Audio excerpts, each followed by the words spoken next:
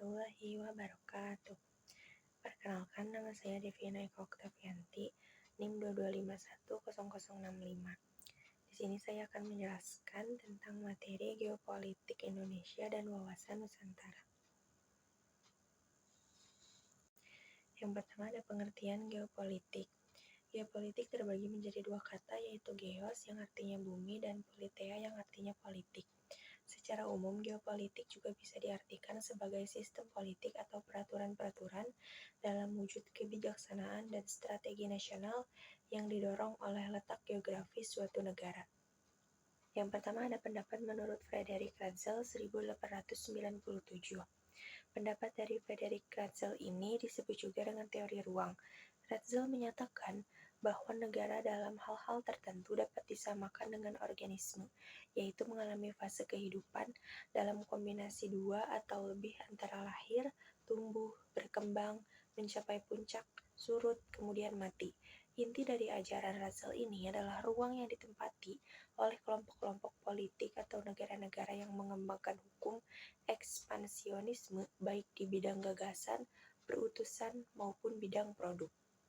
Selanjutnya ada pendapat menurut Karl Haushofer 1896 sampai 1946.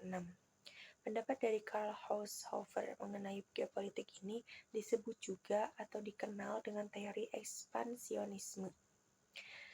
Karl Haushofer dalam teori ekspansionismenya mengajarkan paham geopolitik ini sebagai ajaran ekspansionisme dalam bentuk politik geografi yang mempunyai titik berat pada persoalan-persoalan strategi perbatasan, ruang hidup dari bangsa dan juga tekanan rasial, ekonomi dan sosial sebagai faktor yang mengharuskan pembagian baru kekayaan di dunia.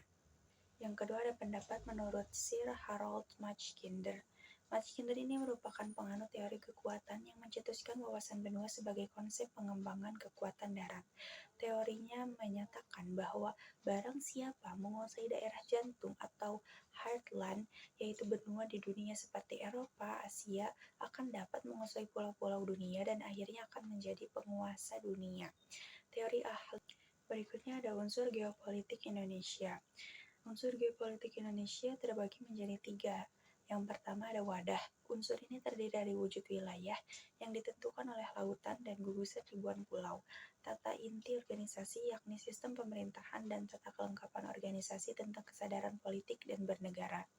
Yang kedua ada inti.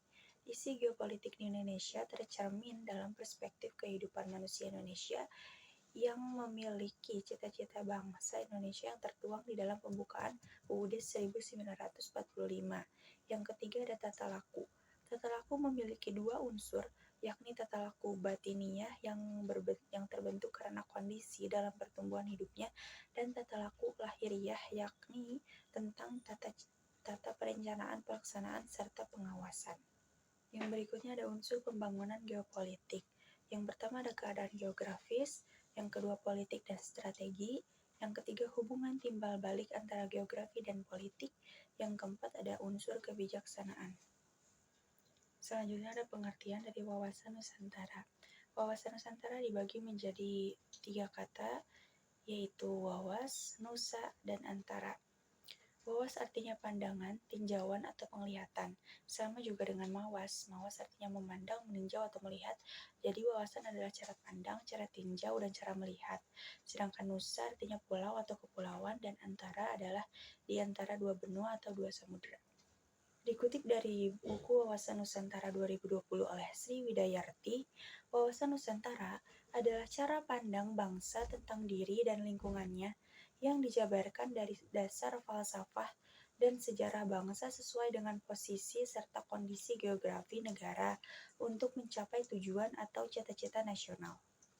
Berikutnya ada tujuan wawasan Nusantara sebagai geopolitik Indonesia. Yang pertama ada geopolitik Indonesia keluar. Tujuan wawasan Nusantara sebagai geopolitik Indonesia keluar yaitu menjamin kepentingan nasional dalam era globalisasi yang makin mendunia maupun kehidupan dalam negeri. Lalu yang kedua ada geopolitik Indonesia ke dalam. Tujuan wawasan Nusantara sebagai geopolitik Indonesia ke dalam yaitu menjamin persatuan dan kesatuan di segenap aspek kehidupan nasional. Aspek ini meliputi aspek ilmiah maupun aspek sosial. Jadi, secara kesimpulan, tujuan wawasan Nusantara sebagai geopolitik Indonesia secara umum tertuang dalam pembukaan Undang-Undang Dasar 1945 yang dijelaskan bahwa tujuan kemerdekaan Indonesia ialah untuk melindungi segenap bangsa Indonesia dan seluruh tumpah darah Indonesia dan mewujudkan kesejahteraan umum, mencerdaskan kehidupan bangsa, dan ikut melaksanakan ketertiban dunia yang berdasarkan kemerdekaan, perdamaian abadi, dan keadilan sosial. Lalu berikutnya ada dasar hukum wawasan Nusantara yang tercantum dalam aturan-aturan. Yang pertama ada TAP MPR nomor 4 /MPR /1973 pada tanggal 22 Maret 1973. Yang kedua ada TAP MPR nomor 4 /1978 /22 Maret /1978 tentang GBHN. Lalu yang ketiga ada TAP MPR nomor 2 /MPR /1983 /12 Maret /1983. Berikutnya ada asas-asas wawasan Nusantara. Yang pertama ada asas solidaritas. Asas solidaritas dibutuhkan agar terbentuk hubungan antar sesama yang menimbulkan rasa percaya, menghormati, dan saling berkorban. Sikap ini diperlukan agar masyarakat tidak tercerai-berai dan membeda-bedakan orang lain. Contohnya masyarakat yang saling percaya sehingga menciptakan persatuan serta kesatuan suatu negara. Yang kedua ada asas keadilan. Asas keadilan dapat terlihat dari adanya hak yang dibagikan dengan adil untuk semua golongan, kelompok, atau individu, tanpa membedakan satu sama lain, semuanya sama rata. Yang ketiga ada asas kejujuran.